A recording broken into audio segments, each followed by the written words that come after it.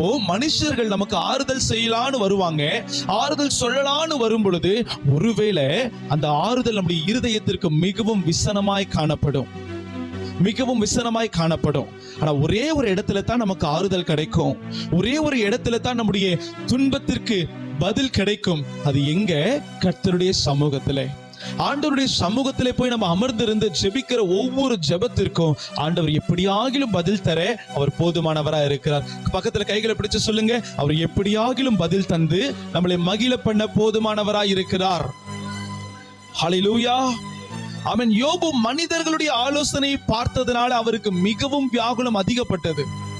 ஆனால் கடைசியில கர்த்தர் வந்தார்.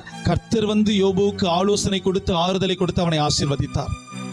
இப்போ ஆண்டவராக இயேசு கிறிஸ்து நமக்கு சொல்லி தருகிற காரியம், ஆமென், நம்முடைய வியாகுலத்தின் வேளையில நம்ம தேவ சமூகத்திலே காத்திருக்க வேண்டும் என்று ஆண்டவர் நமக்கு ஆலோசனை கொடுக்கிறார். அப்படி கர்த்தருடைய சமூகத்திலே நம்ம காத்திருக்கும் பொழுது கர்த்தர் தம்முடைய தூதர்களை கொண்டு நம்மை பலப்படுத்துவார்.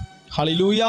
நம்ம பலப்பட முடியாத ஒரு சூழ்நிலை, ஜெபிக்க முடியாத ஒரு சூழ்நிலையில நீங்க சைலண்டா ஆண்டவருடைய பாதத்துல உட்காருங்க.